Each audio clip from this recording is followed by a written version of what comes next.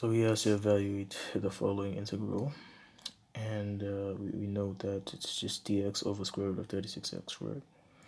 So for this particular integral, which square root is involved, we could use trigonometric substitution, and in this case we can.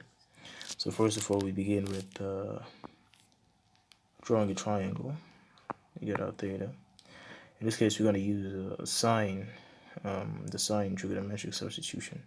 And so our x will be our opposite side, opposite to the angle. And then our 6 would be our hypotenuse, y6, because if we get the square root of 36, that's 6, right? 6 times 6 is 36.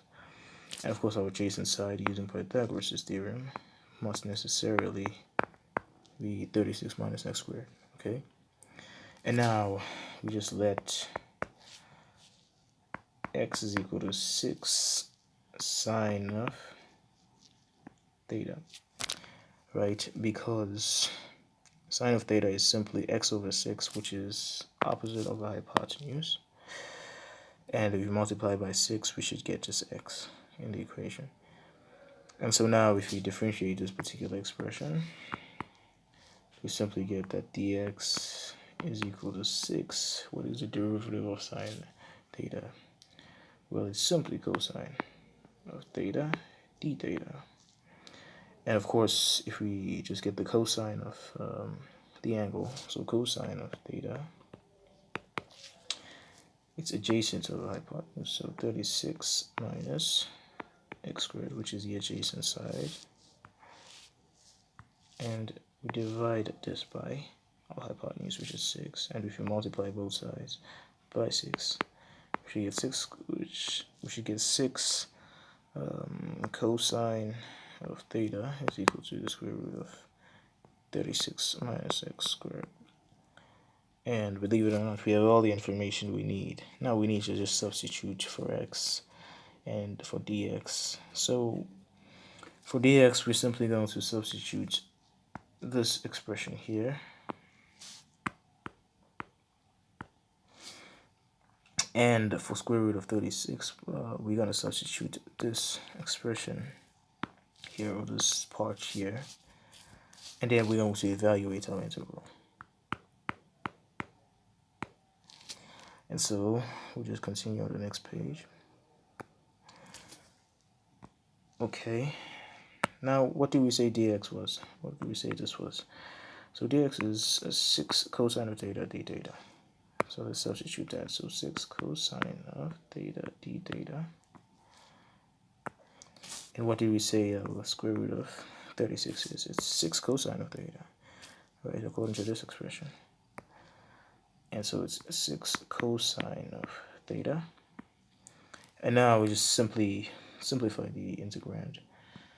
You get this cancels and this cancels, and eventually you just get d theta, which is like saying 1 d theta. That's our 1 there, but you can omit it, right?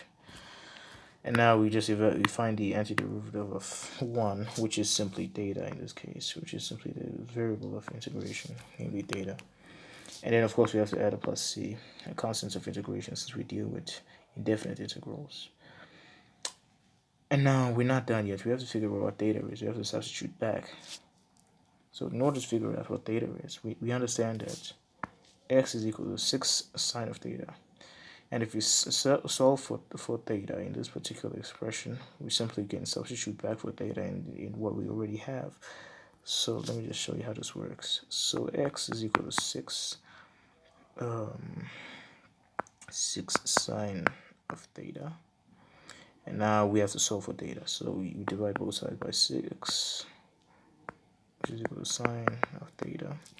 And now how do we find theta? We just take the arc sine of both sides. So essentially, we take the arc sine, so sine -1 x, excuse me, struggling here.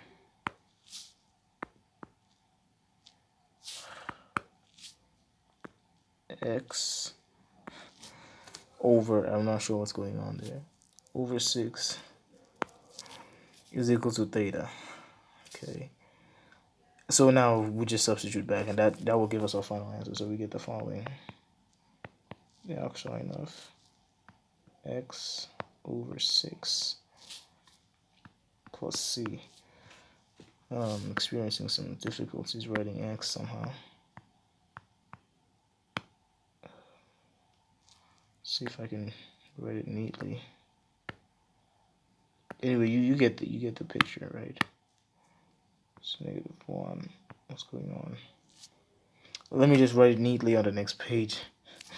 So it's simply sine of, it's down to the -1 of x over 6 plus c. That's actually the final answer.